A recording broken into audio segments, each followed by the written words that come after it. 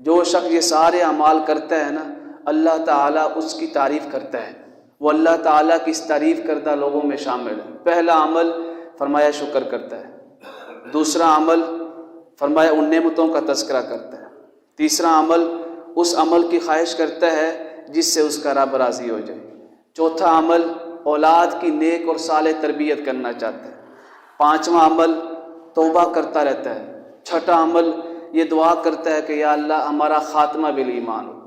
آگے اللہ تعالیٰ نے ان والدین کی تعریف کی جو سختی کرتے ہیں اپنی اولاد کی، اور اپنی اولاد کو کہتے ہیں کہ دین کی طرف آ جاؤ، دین پہ چلو، دین سیکھ لیا کرو، اور آگے ان کی اولاد کی سرزنش کی جو نہیں بات مانتے ہیں۔ جیسے اکثر ہم نہیں کہہ دیتے یار ابا بس کریا کر، ہر ٹائم دین کی بات کرتا رہتا ہے، ابھی کون سی عمر ہوئی ہے، جب عمر ہوگی دین پہ بھی عمل کر لیں گے، نمازیں بھی پڑھ لیں گے، قرآن بھی سیکھ لیں گے، سارا کچھ۔ جب اس سے دنیا منہ موڑتی ہے وہ اللہ کی طرف آ جاتا ہے۔ اس ٹائم اللہ کی طرف آنا کیا آنا ہوا؟ جب دنیا تعلق آپ سے توڑ لے تو ہم چاہتے ہیں ہمارا تعلق اب اللہ کے ساتھ بن جائے۔ مزہ تب آتا ہے جب دنیا آپ کو اپنی طرف کھینچ رہی ہو، آپ دنیا کو چھوڑ کے اپنے رب کی طرف آ جائیں۔ فرمایا ان کے والدین کہتے ہیں بیٹا اللہ سے ڈرو، اللہ کی طرف آ جاؤ، دین کے اوپر عمل کرو۔ وہ آگے سے کیا کہتا ہے کہ یہ ساری پرانی باتیں ہیں، کتابی باتیں ہیں۔ پھر کیا کرتے ہیں؟ وہ دعا کرتے ہیں یا اللہ وہما یستغیثان اللہ، میرے اس بچے کو نیک بنا دے، یہ دین سے دور جا رہا ہے۔ اور وہ والدین اپنے بچے کو کہتے ہیں ویلک آمین، تباہی اور بربادی ہے جس رستے کی طرف تو جا رہا ہے۔ ان وعد اللہ حق، اللہ کا وعدہ حق ہے، یہ نہیں معلوم کہ تو جوان بھی ہوگا یا نہیں ہوگا، یہ بھی نہیں معلوم کہ تو بڑھاپے کی عمر کو بھی جائے گا نہیں جائے گا، تو اپنا فیصلہ خود کر رہا ہے کہ میری موت اس ٹائم آئے گی، تو اپنی زندگی کا فیصلہ خود لے کر آیا کہ میں اتنے سال گزاروں گا۔ اس کے والدین اس کو کہتے ہیں کہ ہمارے اختیار میں نہیں ہے، یہ اللہ کا اٹل فیصلہ ہے، کسی کے علم میں نہیں ہے۔ اور جب اس کا یہ فیصلہ موت ہو جاتا ہے نا، تو ایک سیکنڈ کے لیے موت نہ پہلے آتی ہے نہ بعد میں آتی ہے۔ پھر آگے سے پتہ کیا کہتا ہے؟ فَيَقُولُ مَعَاذَ إِلَّا أَسَاطِيرُ الْأَوَّلِينَ۔ یہ ایسے ہی ہمیں موت سے ڈراتے رہتے ہیں، یہ ساری مولویوں کی باتیں، یہ ساری کتابی باتیں۔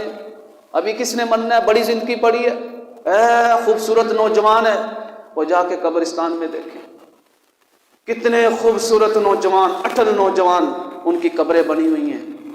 اللہ سب کی آل و اولاد کو صحت و تندرستی عطا فرمائے، سب کو نیک اور صالح رکھے۔ موت نہیں دیکھتی کہ جس کے لیے وہ جا رہی ہے وہ بچہ ہے یا نوجوان ہے یا بوڑھا شخص ہے۔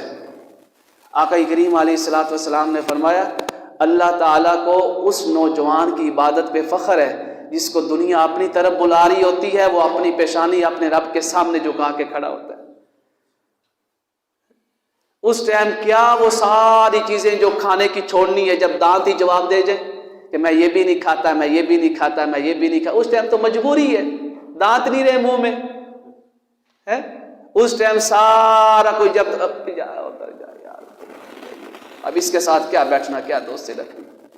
دوسرے کا بھی فون، اس کو فون کر رہے ہیں، فون نہیں اٹھا رہا، کیوں نہیں اٹھا رہا؟ اب صحت نہیں رہی، کمزور ہو گئے۔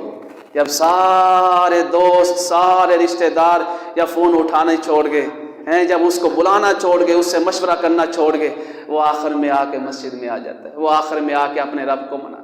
یہ کوئی اللہ کے ساتھ وفاداری نہیں ہے میرے دوستوں، یہ کوئی تعلق بنانا نہیں۔ پھر بھی شکر کرے وہ شخص کہ آخر عمر میں بھی چلو آ تو گیا اللہ کی طرف۔ کتنے لوگ ایسے ہیں جو آخر عمر میں پہنچے ہوئے ہیں، انہوں نے کبھی مسجد کا رستہ تک نہیں دیکھا۔ اللہ نے فرمایا جو ایسے لوگ نوجوان ہیں نا، اللہ تعالیٰ کی طرف سے اعلان سنیں، اولئک الذین نتقبل عنہم احسن ما عملوا۔ یہ کتنا ہی اعلیٰ نوجوان ہے کہ اس نے اپنی نوجوانی میں سارا کچھ چھوڑ کے اتنا اعلیٰ عمل کیا ہے۔ وَنَتَجَاوَزُ عَنْ سَيِّئَاتِهِمْ فِي أَصْحَابِ الْجَنَّةِ۔ اس نوجوان سے اگر غفلت کی وجہ سے گناہ ہو بھی گئے نا، ہم معاف کر کے جنت میں داخل کر دیں گے۔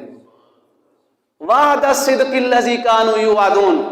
فرمایا نوجوانوں یہ تمہارے رب کا وعدہ ہے اور تمہارے رب کا وعدہ سچا ہوتا ہے۔